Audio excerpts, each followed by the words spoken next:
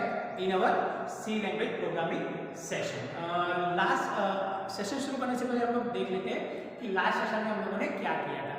तो सबसे पहले बात करते हैं लास्ट सेशन की। लास्ट सेशन में हम लोगों ने देखा था एरे का सेशन। एरे के सेशन में हम लोगों ने देखा था कैसे हम लोग एरे डिक्लेयर करते हैं, कैसे एरे को इनिशियलाइज करते हैं, कैसे एरे में वैल्यू ऐड करते हैं और कैसे एरे का यूज़ करते हैं। वहाँ पर 1 dimensional, 2 dimensional, multi dimensional array का हम लोगों ने प्रोग्राम भी देखा था। अब आज के सेशन में लोग जो देखने वाले हैं उसकी बात करूँ तो सबसे पहले बताओ कि आज के सेशन में हम लोग देखने वाले हैं स्ट्रिंग का सेशन।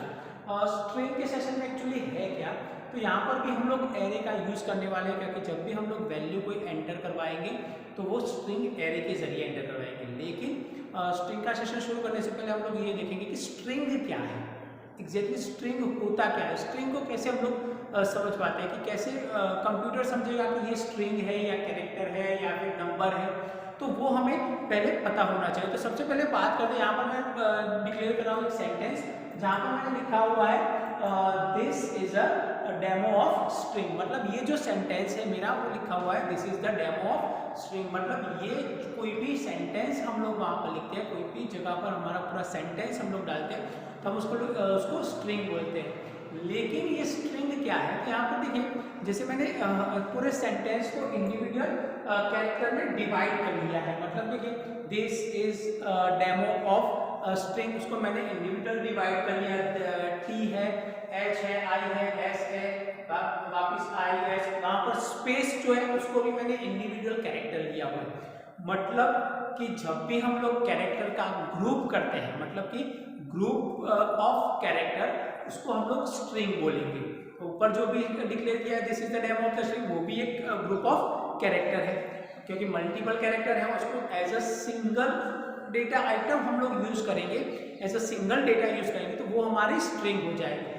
लेकिन जब हम कंप्यूटर में उसको कुछ लिखते हैं, हमारे सी प्रोग्राम में लिखते हैं, तो अगर ऐसे ही कोई स्टेटमेंट लिख देंगे तो वो एज अ स्ट्रिंग कंसीडर नहीं करेगा। लेकिन उसको स्ट्रिंग कंसीडर करवाने के लिए या तो एज अ स्ट्रिंग डिफाइन करने के लिए हमें उसको डबल कोटेशन में डिक्लेयर करना पड़ेगा। तो डबल कोटेशन में कोई भी चीज़ लिखेंगे तो वो एज अ स्ट्रिंग होगी। लेकिन यहाँ पर क्या होगा, जैसे कि मैंने यहाँ पर मल्टीपल कैरेक्टर लिए हैं, लेकिन अगर मुझे सिंगल कैरेक्टर लेना पड़ा और वो भी नंबर, जैसे कि इंटीजर नंबर है कोई, तो वैसे मैं एक नंबर लेता हूँ 1 नंबर, तो वो 1 नंबर मैं एंटर कर रहा हूँ तो वो कैरेक्टर है, वो स्ट्रिंग है या फिर वो नंबर है, वो कैसे आइडेंटिफाइड होगा। तो यहाँ पर देखते हैं हम लोग कि कैसे वो आइडेंटिफाइड करना है। यहाँ पर देखिए मैंने 1 जो नॉर्मल लिखा है तो वो एज अ इंटीजर वैल्यू लेगा, नंबर लेगा, मतलब कि वो नंबर ही कंसीडर करेगा। अगर 1 + 1 करेंगे तो 2 करके देगा। वैसे ही अगर मैं सिंगल कोटेशन में वो 1 लिखता हूँ तो वो क्या करेगा, एज अ कैरेक्टर लेगा। सिंगल कोटेशन में वो एज अ कैरेक्टर कंसीडर करेगा। मतलब कि यहाँ पर जो 1 लिखा है वहाँ पर मैं A B C D E F G up to Z या तो कोई भी सिंबल ले सकता हूँ, वो सिंबल यहाँ पर मैं यूज कर सकता हूँ।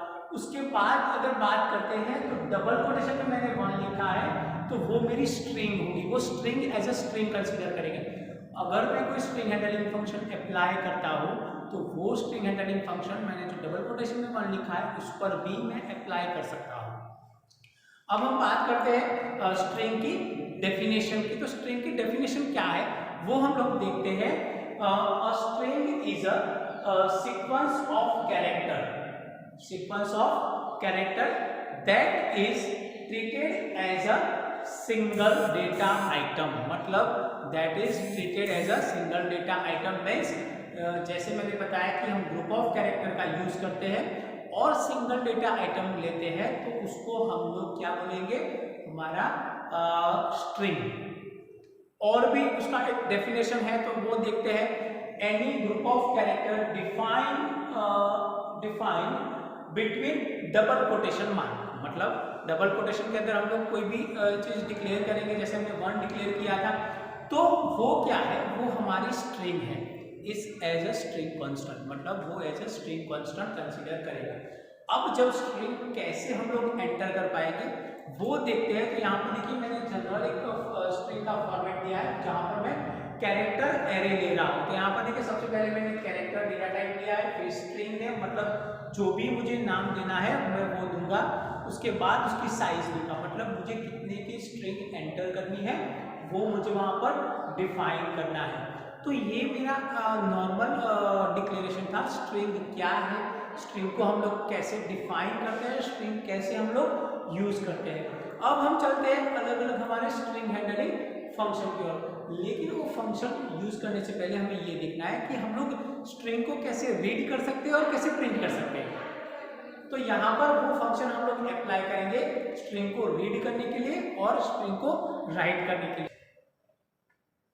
सबसे पहले देखते हैं कि स्ट्रिंग को कैसे हम लोग सी के अंदर डिक्लेयर कर सकते हैं, रीड और राइट कर सकते हैं। तो सबसे पहले देखिए यहाँ पर हमने एक सीटी करके वेरिएबल लिया, कैरेक्टर एरे लिया, जिसके अंदर हमने 9 कैरेक्टर एंटर किया। वहां पर मैंने न्यूयॉर्क करके डाला हुआ है स्ट्रिंग। लेकिन मैंने जैसे उसको डबल कोटेशन में डिक्लेयर कर दिया, वो क्या करेगा, 9 कैरेक्टर वो इंडिविजुअल लोकेशन पर एंटर कर लेगा। अब इस स्ट्रिंग को अगर प्रिंट करवानी है तो क्या करेंगे, जब हमने एग्जांपल देखा था एरे का, तो वहां पर हेलो करके वर्ड दिया था, लेकिन वहां पर इंडिविजुअल कैरेक्टर लेंगे, वहां पर हम %c यूज करेंगे। लेकिन जब हम इस तरह से स्ट्रिंग को एंटर करेंगे तो वहां पर हम लोग जो भी डिक्लेयर करेंगे, जहां से भी हम स्ट्रिंग को रीड करनी है, राइट करनी है, हम लोग %s यूज करेंगे। अब देखते हैं यहाँ पर उसका और फॉर्मूला कैसा होता है। तो और करके देखिए, यहाँ पर मैंने जो run compile time string enter कर ली, लेकिन यहाँ पर जो मैं एड्रेस जो डाल रहा हूँ वहां पर मैं रन टाइम वैल्यू एंटर कर रहा हूँ %s करके। देखिए यहाँ पर मैंने %s किया है स्कैनफ के अंदर। मतलब वो क्या होगा, जितने भी 10 का एरे दिया है तो वो मुझे 10 कैरेक्टर एंटर करने देगा, और वो भी ग्रुप ऑफ कैरेक्टर होगा। उसके अलावा हमारे पास 2 ऐसे फंक्शन है जहां से हम लोग वैल्यू प्रिंट कर सकते हैं और ले भी सकते हैं, मतलब कि राइट भी कर सकते हैं। तो यहाँ पर देखिए 2 फंक्शन है, गेट्स एंड पुट्स।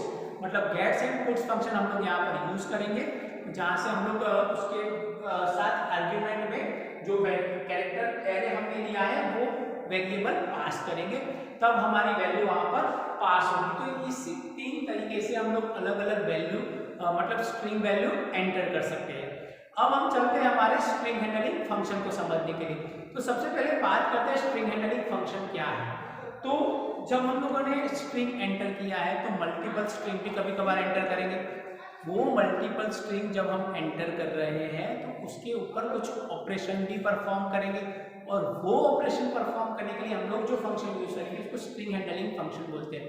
कैसे ऑपरेशन होंगे, तो जैसे कि स्ट्रिंग को कॉपी करवाना है, स्ट्रिंग की लेंथ फाइंड करनी है, स्ट्रिंग को कॉन्केट करना है, तो ये सारे उसके ऊपर ऑपरेशन है। सबसे पहले हम लोग बात करते हैं हमारा फर्स्ट फंक्शन strcat। अब ये strcat फंक्शन क्या है, किस लिए है, तो उसकी बात करते हैं। तो जब भी हमें 2 स्ट्रिंग एक साथ ज्वाइन करनी हो, जैसे कि मैंने ले लिया ABCD PQR 2 स्ट्रिंग ली, उन दोनों स्ट्रिंगों को मुझे एक में मतलब कि सेकंड स्ट्रिंग फर्स्ट में कॉन्केट कर देनी है, तो मैं strcat फंक्शन यूज करूंगा। strcat फंक्शन है एक्चुअली किस लिए, तो नॉर्मली स्ट्रिंग को कॉन्केट करने के लिए है। उसकी जनरल सिंटैक्स यहाँ पर दी हुई है, strcat ब्रैकेट में मैंने पास किया है string1 एंड string2, मतलब कि दोनों स्ट्रिंग को वैसे ही पास करना है। अब उसका आउटपुट क्या होगा, तो जैसे ही मैं ये फंक्शन अप्लाई करूंगा तो string1 के अंदर string2 मतलब कि सेकंड नंबर की स्ट्रिंग जो मैं दे रहा हूँ वो उसके साथ कॉन्केट हो जाएगी। फिर मैं string1 को अगर प्रिंट करवाता हूँ तो वो कॉन्केट करके प्रिंट करेगा। यहाँ पर देखिए उसका एक एग्जांपल लिया हुआ है। मैंने यहाँ पर 2 स्ट्रिंग एंटर किया है, कैरेक्टर str1 str2, ये दोनों स्ट्रिंग मैंने एंटर करवाई है। str1 में मैंने डाला है ABCD, str2 में मैंने डाला है PQRS। उसके साथ मैंने साइज डिक्लेयर नहीं की क्योंकि वो खुद साइज कंसीडर कर लेगा जैसे मेरी स्ट्रिंग ओवर होती है। अब यहाँ पर मैंने फंक्शन अप्लाई किया है strcat, फिर str1 और str2, मतलब स्ट्रिंग कॉन्केट करनी है, str1 के अंदर str2 मुझे एंटर करनी है। तो ये हम लोग कब यूज करते हैं, तो जैसे कि हम लोग फर्स्ट नेम लास्ट नेम देते हैं, बीच में अगर स्पेस देना है तो यहाँ पर हम लोग स्पेस भी एंटर कर सकते हैं। तो उसको हम फिर प्रिंट करवाते हैं।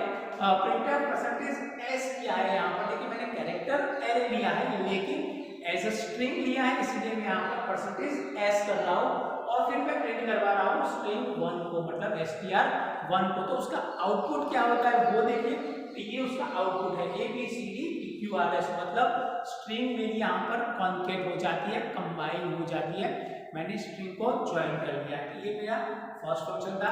सेकंड फंक्शन की बात करते हैं हम लोग यहाँ पर, तो हमारा सेकंड फंक्शन है strcmp, मतलब ये भी सेम है कि इस फंक्शन के साथ मैं दो स्ट्रिंग पास करूंगा।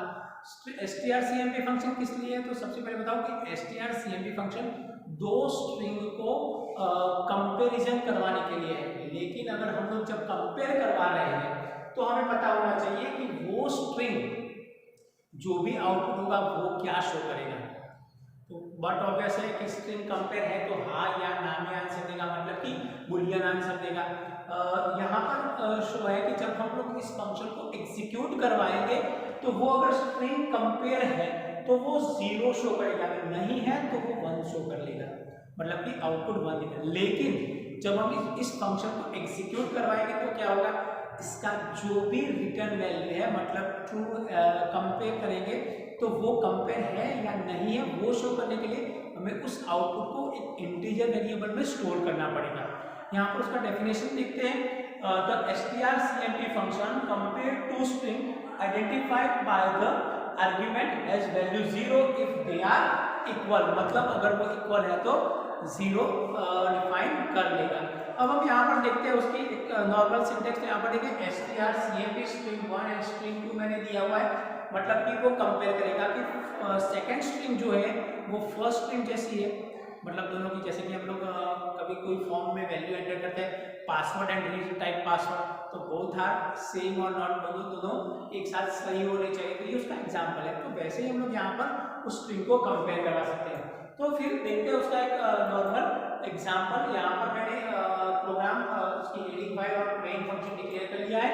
अब हम यहाँ पर देखते हैं कि देखिए मैंने दो स्ट्रिंग एंटर कर ली, str1 str2 abcd pqr, फिर मैंने इंटीजर a वेरिएबल लिया है। वो a वेरिएबल मैंने किस लिए लिया है, तो इस फंक्शन का जो भी आउटपुट होगा वो आउटपुट शो करने के लिए मैंने ये फंक्शन यूज किया है, सॉरी ये वेरिएबल यूज किया है। अब देखते हैं उस फंक्शन को मैंने एग्जीक्यूट करवाया, a = strcmp str1 and str2, मतलब स्ट्रिंग 1 एंड स्ट्रिंग 2। तो यहाँ पर जो स्ट्रिंग 1 और स्ट्रिंग 2 कंपेयर होगा उसका जो भी रिटर्न वैल्यू होगा वो एक वेरिएबल में स्टोर कर लेगा और फिर हमें वो आंसर मिलेगा। तो अब हम कैसे प्रिंट करवाएंगे, तो यहाँ पर हम कंडीशन भी अप्लाई करेंगे। अगर a की वैल्यू 0 है तो string is similar, else string is not similar. तो यहाँ पर देखिए मैंने इफ स्टेटमेंट पास किया है, if a = 0 then string is similar, else string is not similar. हम लोग यहाँ पर ये भी, तो उसका आउटपुट हम लोग देखते हैं। यहाँ पर देखिए आउटपुट शो हो रहा है स्ट्रिंग इज नॉट सिमिलर, क्योंकि यहाँ पर ABCD and PQR both are not same. तो ये हमारा स्ट्रिंग कंपैरिजन का फंक्शन था। अब हम आगे चलते हैं हमारे नेक्स्ट फंक्शन की ओर, जहाँ पर हम लोग देखेंगे strcpy फंक्शन। अब ये फंक्शन किस लिए है, मतलब हमें अगर स्ट्रिंग को कॉपी करवाना है तो हम लोग इस फंक्शन का यूज करेंगे strcpy। मतलब कॉपी का मतलब क्या है, मतलब स्ट्रिंग 1 और स्ट्रिंग 2 दोनों अलग अलग स्ट्रिंग है, तो अगर हम लोग स्ट्रिंग 1 के अंदर स्ट्रिंग 2 कॉपी करवा लेंगे तो क्या हो जाएगा, स्ट्रिंग 1 की वैल्यू चली जाएगी और स्ट्रिंग 1 में स्ट्रिंग 2 की जो स्ट्रिंग है, मतलब स्ट्रिंग 2 में जो वैल्यू है वो वहां पर आ जाएगी। मतलब उसके बाद हम लोग दोनों की वैल्यू देखेंगे तो दोनों की वैल्यू सेम होगी। यहाँ पर हम लोग देखते हैं कैसे उसको कॉपी पेस्ट कर सकते हैं, मतलब कैसे उस फंक्शन को एग्जीक्यूट कर सकते हैं। तो यहाँ पर देखिए strcpy, फिर हम लोग पास करेंगे str1 और str2, मतलब कि स्ट्रिंग 1 एंड स्ट्रिंग 2 हम लोग पास करेंगे, तो वो खुद ब खुद स्ट्रिंग 2 को कॉपी करके स्ट्रिंग 1 में डाल देगा। उसका एग्जाम्पल देखते हैं। तो यहाँ पर देखिए मैंने उसकी मेन फंक्शन तक सब कुछ डिक्लेयर कर दिया आइडेंटिफाई के साथ।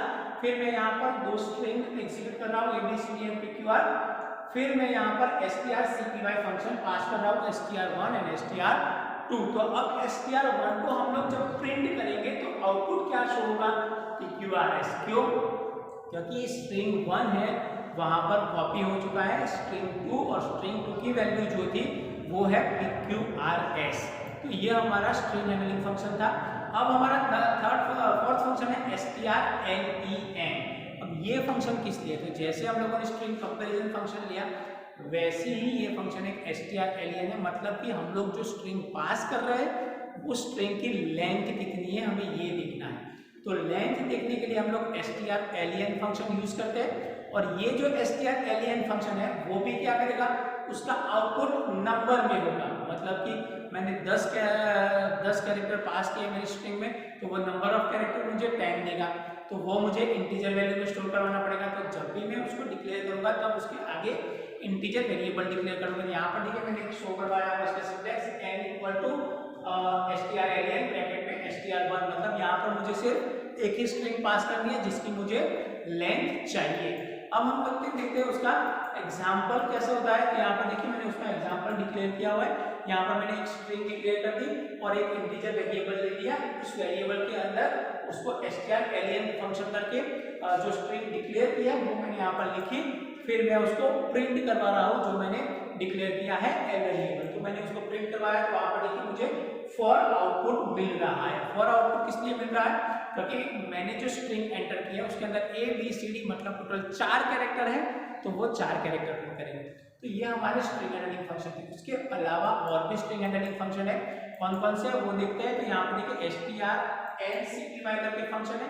ये फंक्शन किस लिए है, तो उसके साथ हम लोग, ये भी कॉपी वाला फंक्शन है, लेकिन उसके साथ हम लोग एक और वेरिएबल इंटीजर वैल्यू पास करते हैं, दो स्ट्रिंग के साथ एज अ आर्ग्यूमेंट और एक इंटीजर वैल्यू पास करते हैं। वो किस लिए, तो जिस लोकेशन से हम इस स्ट्रिंग को कॉपी करना है तो हम लोग वो उस लोकेशन से उस वैल्यू को कॉपी कर सकते हैं। मतलब कि जैसे मैं यहाँ पर देता हूँ कि भाई strcpy, तो S1 S2 और 5 दिया, तो 5 कैरेक्टर के आगे से वो कॉपी कर लेगा।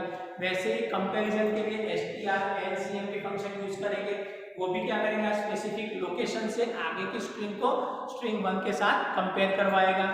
वैसे ही हमें और फंक्शन है strcat, मतलब कि कुछ स्पेसिफिक लोकेशन से हमें स्ट्रिंग को कॉन्केट करवाना है तो हम लोग करवा सकते हैं। उसके अलावा एक फंक्शन है str, मतलब कि हमें अगर कोई सबस्ट्रिंग चाहिए तो उसके लिए हम लोग str फंक्शन यूज करेंगे। तो ये हमारे स्ट्रिंग हैंडलिंग फंक्शन थे जो हम लोग हमारे प्रोग्राम के अंदर यूज करते थे। लेकिन यहाँ पर हमने देखा कि जब भी हम लोग स्ट्रिंग को एंटर करवा रहे हैं हम लोग हमेशा कैरेक्टर एरे का यूज करते हैं। मतलब यहाँ पर स्ट्रिंग के लिए हम लोग कैरेक्टर एरे यूज करेंगे और उसको प्रिंट या वैल्यू एंटर करने के लिए %s यूज करेंगे, जिससे वो खुद वैल्यू कंसीडर कर ले एज अ स्ट्रिंग। ओके, तो ये हमारा आज का सेशन था। अगर वीडियो पसंद आया है तो लाइक और शेयर कर लेना। चैनल को अगर अब तक सब्सक्राइब नहीं किया तो सब्सक्राइब कर लीजिए, क्योंकि हम लोग नेक्स्ट सेशन में जो सीखने वाले हैं वो है यूजर डिफाइंड फंक्शन। मतलब कि हम लोग ऐसे फंक्शन, जो हम लोग अभी फंक्शन देखें वैसे फंक्शन, हम खुद के फंक्शन कैसे डिजाइन करेंगे, खुद के फंक्शन कैसे तैयार कर सकते हैं, खुद का कैसा लॉजिक यूज करके वो फंक्शन डायरेक्टली कॉल करने से वो जो भी ऑपरेशन हमें परफॉर्म करवाना है वो कैसे करवा पाएंगे। तो नेक्स्ट सेशन में हम लोग मिलेंगे और वहां पर सीखेंगे यूजर डिफाइंड फंक्शन। सो तैयार हो जाइए, चैनल को सब्सक्राइब कर लीजिए। ओके, फिर मिलते हैं हमारे नेक्स्ट सेशन में। Thank you very much.